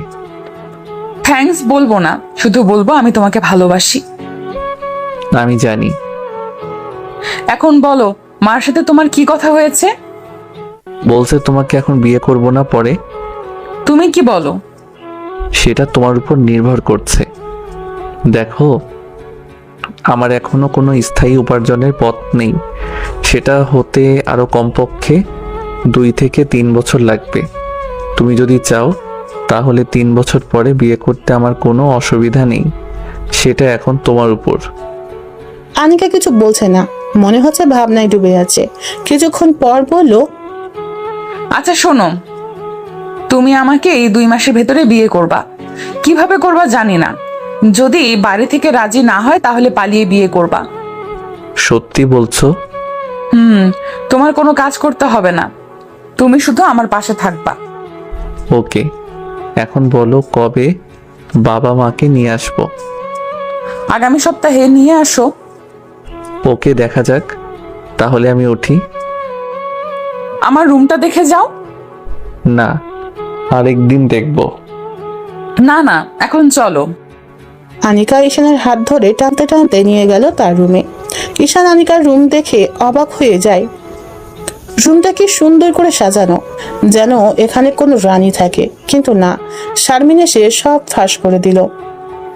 ভাই, অবাক হবেন না, আপনি আসবেন দেখে আপু রুম পরিষ্কার করেছে। আপু যেভাবে থাকে আপনি দেখলে বমি করে দিবেন। থু বলে দিল এক তো। ঈশান আনিকার দিকে তাকালো, আনিকা ঈশানের দিকে তাকালো। আনিকা বলল, সারাদিন তো কাজে ব্যস্ত থাকি, তাই এত পরিষ্কার করতে পারি না। তুমি যে আমার জন্য এত কষ্ট করে রুম ঠিক করছো, এতেই আমি খুশি। থ্যাঙ্কস। ওকে, তাহলে আমি যাই। আমি হানিকার মার সাথে দেখা করে বাসায় আসলাম। এসে বাড়িতে কল দিলাম। আসসালামু আলাইকুম, কেমন আছো মা? ভালো, তুই কেমন? ভালো। আগামী শুক্রবার তোমরা ঢাকায় আসো। তুই ওই মেয়েকেই বিয়ে করবি? হ্যাঁ। আচ্ছা, আমরা আসবো। ওকে, শুক্রবার দুপুরের দিকে আসবা। আচ্ছা। ঈশান ফোন কেটে দিল। এভাবে একটা সপ্তাহ চলে যায়। এ সপ্তাহে ঈশানের 3 বছরের ইনকাম হাতে আসলো। দেখে মাত্র 2.5 লাখ। একেবারে হতাশ হলো। ঈশানের মা বাবা, ছোট বোন আসলো, আর এক চাচা চাচি আসছে। ঈশান তাদের আনিকার বাড়িতে নিয়ে আসলো। এতক্ষণ মা আর বাবা ঈশানকে অনেক কথা বলেছে তাদের পছন্দ করা মেয়েকে বিয়ে করতে, কিন্তু কে শোনে কার কথা। আনিকার বাবা মা এসে তাদের ভিতরে নিয়ে যায়। ঈশান তার ছোট বোন সুবর্ণাকে নিয়ে আনিকার রুমে যায়। গিয়ে দেখে আনিকা আর শারমিন বসে আছে। ঈশান সুবর্ণার সাথে শারমিনকে আর আনিকাকে পরিচয় করিয়ে দিল। শারমিন আর সুবর্ণা সেম বয়সের। ঈশান বলল, শারমিন, তুমি সুবর্ণাকে বাড়িটা একটু দেখাও। সুবর্ণ চলো, তারা দুজন বাইরে। আমি বললাম আনিকাকে, আনিকা তোমাকে কিছু কথা বলি, মন দিয়ে শোনো। বলো। আমার কেমন জানি ভয় করছে। দেখো, আমি আমার মা বাবার পছন্দের মেয়েকে বিয়ে করছি না, তাই তারা তোমার অনেক দোষ ধরবে, বিশেষ করে তোমার বয়স বেশি সেই জন্য। কিন্তু তুমি ঘাবড়ে যাবে না, সব সময় আমি তোমার পাশে আছি। এই 2 হাত কোনোভাবেই ছিন্ন হবে না মৃত্যুর আগ পর্যন্ত। আমি জানি, কিন্তু এখন আমার ভয় করছে। যদি তোমার মা বাবা আমাকে পছন্দ না করে? পছন্দ করবে। ঈশান মিথ্যা কথা বলছে। জানি আনিকাকে কেউ পছন্দ করবে না, কারণ তার বয়স বেশি। মিথ্যা কথা বলে তাকে সাহস দিল। তাই যেন হয়। তুমি কিন্তু আমার পাশে থাকবা। ওকে, তুমি রেডি হয়ে আসো, আমি যাই। আমি আমার ডিসিশন নিয়ে রাখছি। ঈশান নিচে এসে সোফায় বসলো বাবার সাথে। একটু পর আনিকা আসলো। আনিকা এসে সবাইকে শরবত দিল, ঈশানকেও দিল। বাহ, মেয়ে তো দারুণ সুন্দরী। নাম কি তোমার মা? আন্টি আনিকা। তুমি কি করো? আঙ্কেল, আমি ডাক্তারি করি। ভালো। আচ্ছা, তোমার বয়স কত? আমি মনে মনে এই খাইছে। 26। মেয়ের বয়স 26। ঈশানের মা বাবার দুজনের মুখের হাসি উবে গেল। তাদের মুখে ঘৃণা ছড়িয়ে পড়লো। ঈশানের দিকে রাগী লুক নিয়ে তাকালো মা বাবা দুজনেই। ঈশানের মা বলল, ভালো, কিন্তু ঈশানের বয়স তো মাত্র 23। এরকম বয়স্ক মেয়ের সাথে আমার যে জীবন। ঈশানটা তো মেয়েকে পছন্দ করছে। ঈশানের সাথে আমার কথা আছে। ঈশান, দেখে যা। ঈশান তার আম্মুর সাথে একটু দূরে যায়। ঈশানের আম্মু বলল, তুই কি পাগল হয়ে গেছস? পাগল হব কেন? আমার তাকে পছন্দ হয়েছে। এরকম বয়স্ক মেয়েকে কেউ পছন্দ করে? কেউ না করলেও আমি করছি। এখন বিয়ের তারিখ ঠিক করো। আমি তোর বাপের উপর দিয়ে যেতে পারবো না। দেখ তোর বাপ কি বলে। তোর জন্য আমরা কি সুন্দরী মেয়ে পছন্দ করছি, আর তুই কি না বয়স্ক বুইরা মেয়েকে পছন্দ করছিস? সি সি সি। হ্যাঁ, আমি করছি। এখন বাপকে বলো বিয়ের তারিখ ঠিক করতে। দেখ তোর বাপে কি কয়, আমি কিছুই জানি না। ঈশান ভিতরে এসে দেখে তার বাবা উঠে চলে গেছে। এদিকে আনিকা কান্না করছে। ঈশান আর আম্মু বাইরে গিয়ে দেখে বাবা রেগে বসে আছে। ঈশান আর কিছু বলল না।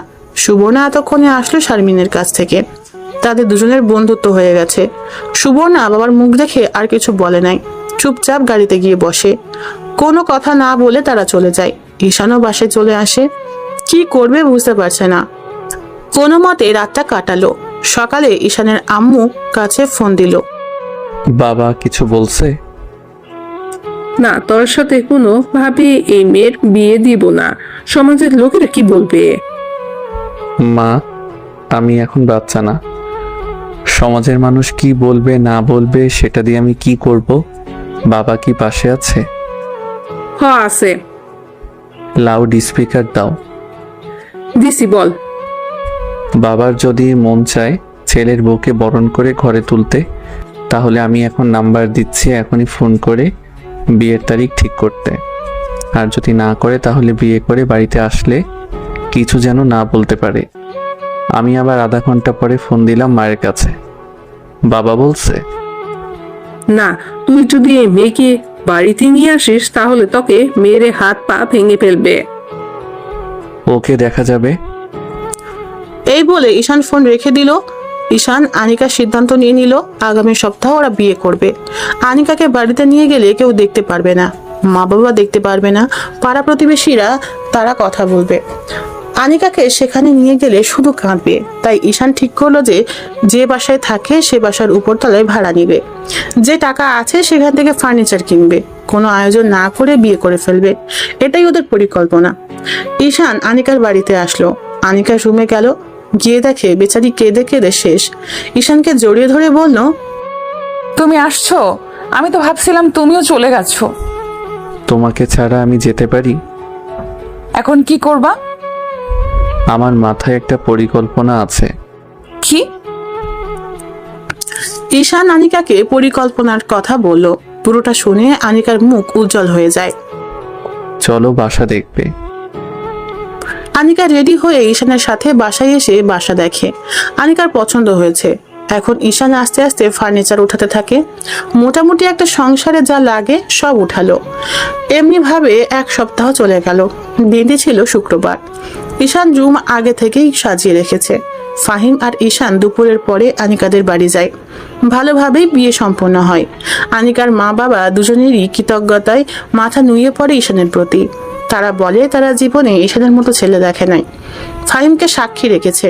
আনিকাকে শাড়ি পরা অবস্থায় আরো বেশি অপরূপ দেখায়। ঈশান আজ রাতে তার সেই রূপের ভিতর হারিয়ে যাবে।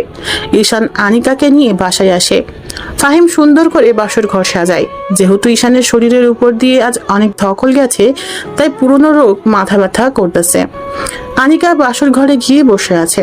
ফাহিম ঈশানকে ঠেলা দিয়ে ঘরে পাঠিয়ে দেয়। ঈশান ঢুকে দরজা লাগিয়ে দিল। আনিকা ঘোমটা দিয়ে বসে আছে। ঈশান গিয়ে ঘোমটা উঠালো। ঈশান বালিশটা মাথার নিচে দিয়ে শুয়ে রইল। আনিকা, মাথাটা একটু হাতিয়ে দাও তো। মাথা ব্যথা করছে? আনিকা ঈশানের মাথা হাতিয়ে দিচ্ছে। আনিকা মাথা হাতিয়ে দেওয়া ঈশানের অনেক ভালো লাগছে। এভাবে ঈশান ঘুমিয়ে গেল। একেবারে সকালে ফুরফুরে মেজাজ নিয়ে ঘুম থেকে উঠলো। আনিকা রুম ঝাড়ু দিচ্ছে। মুখের দিকে তাকিয়ে বুঝতে পারলো মুখে তার অতৃপ্তির হাসি। ঈশান আনিকাকে পিছন থেকে জড়িয়ে ধরে ঘাড়ে কিস করতে লাগে। ঈশান আনিকাকে পিছন থেকে জড়িয়ে ধরে ঘাড়ে কিস করতে থাকে। আনিকা উপভোগ করতে থাকে। ঈশান ঘাড়ে কিস করতে করতে ঠোঁটে গেল। এবার দুজনকে লিপ কিস করতে করতে আনিকা ঈশানকে বিছানায় ফেলে দিল। পরে কি করলো বুঝতেই পারছেন। এভাবে ভালোই চলছিল ওদের সংসার। মাঝে মাঝে ঝগড়া হতো, কিন্তু দিন শেষে দুজন একসাথে একই বিছানায়। টাকা নিয়ে ওদের কোনো সমস্যা হয় নাই। 1 মাসের ভিতর আনিকা ফ্ল্যাট পুরোটা ফার্নিচার দিয়ে ভরে ফেলে, কারণ সংসারটা তার। আনিকা ডাক্তারি করে সংসার চালাইতো। ঈশান প্রাইভেট কোচিং করিয়ে বাড়িতে টাকা পাঠায়। যাই হোক, তারা তার মা বাবা। 2 বছর আগে ঈশানের একটা চাকরি হয়। তখন আনিকা প্রেগনেন্ট, একটা মেয়ে হয়। তখন বাড়ি থেকে সবাই দেখতে আসে এবং আনিকার কাছে ক্ষমা চেয়ে গ্রহণ করে নিল। পরে ফাহিম আর শারমিনের বিয়ে হয় নাই কোনো এক ভুলের কারণে। ধন্যবাদ। সবাই ভালো থাকুন।